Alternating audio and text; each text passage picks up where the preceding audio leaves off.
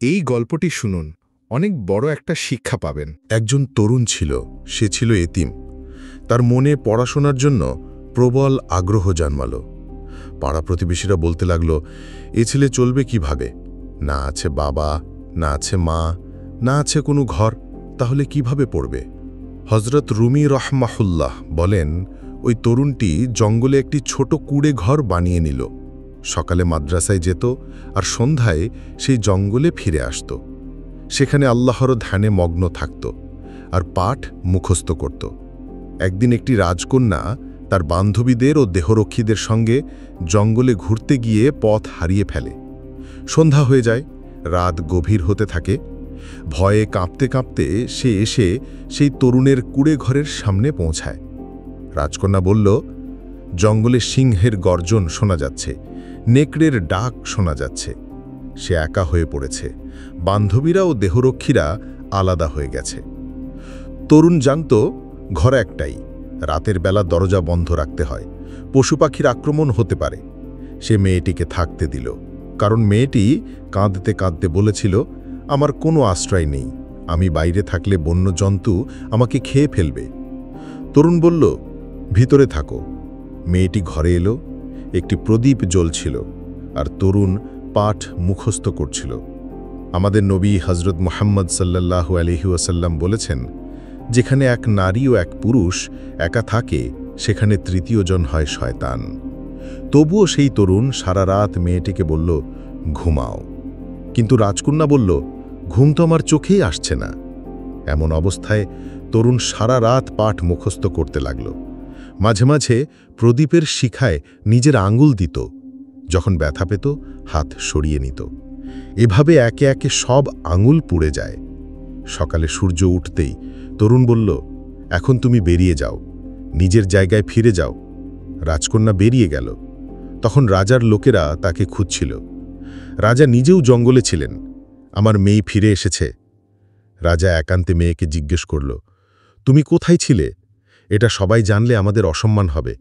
কেউ বিশ্বাসই করবে না যে তুমি নিরাপদে ছিলে। যদি কেউ জেনে ফেলে যে তুমি রাত কাটিয়েছিলে এক তরুণের কুড়ে ঘরে, তাহলে লোকে আমায় বাঁচতে দেবে না। তাই সেই তরুণ যদি এটা কাউকে জানায়, তবে তাকে হত্যা করতে হবে। রাজকন্যা কান্নাকাটি করে বলল, আপনার মেয়ে হয়েও যদি আপনার কাছে অনুরোধ করি, তাহলেও কি আপনি সেই মহৎ তরুণকে হত্যা করবেন?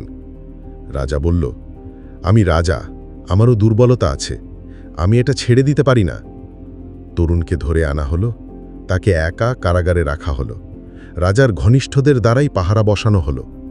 রাজকন্যা বলল, একবার অন্তত দেখা করার সুযোগ দিন, আমি একটা প্রশ্ন করব, তারপর আপনার যা ইচ্ছা করবেন।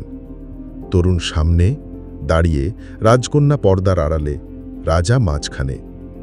রাজকন্যা জিজ্ঞেস করল, সারা রাত ভয়ে আমি ঘুমাতে পারিনি, তুমিও ঘুমাওনি, কিন্তু আমি দেখলাম বারবার নিজের আঙুল আগুনে পোড়াচ্ছিলে, তখন সেটা কেন করছিলে বুঝতে পারিনি। তরুণ কাঁদতে কাঁদতে বলল, আমি কি করতাম? আমি তো রাসূলুল্লাহের দ্বীন পড়েছি। আমি তো পড়েছি যে ব্যভিচারীরা জাহান্নামের নিচতলায় থাকবে, তাদের পুঁজ ও নোংরা খাওয়ানো হবে। প্রতিবার শয়তান যখন আমার মনে কুমন্ত্রণা দিত, আমি তখন নিজের হাত আগুনে দিতাম। আমি বলতাম, এই আগুন যদি সহ্য হয়, তবে সেই আগুনও হবে। কিন্তু প্রতিবারই ব্যথা পেতাম। বুঝে যেতাম যে আমি জাহান্নামের আগুন তো সহ্য করতে পারবই না। এটা শুনে রাজা চিৎকার করে কেঁদে ফেলল, বলল, তুমি তো আমার নবীর সত্যিকারের অনুসারী। নবীর সাচ্চা ভক্তদের ফাঁসি দেওয়া হয় না, তাদের সিংহাসনে বসানো হয়।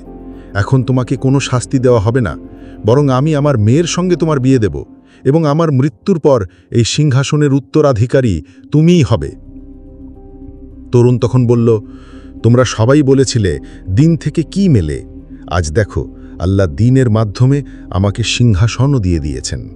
যদি একজন যুবক লজ্জা ও পরহেজগারিতে অটল থাকে, আল্লাহ তাকে সম্মানের সর্বোচ্চ জায়গা দেন। শেষ কথা, এই গল্পের মধ্যে চরিত্র, নৈতিকতা, লজ্জাশীলতা, ধৈর্য ও দ্বীনের শিক্ষা কতটা গভীরভাবে ফুটে উঠেছে তা অনুপ্রেরণার জন্য যথেষ্ট।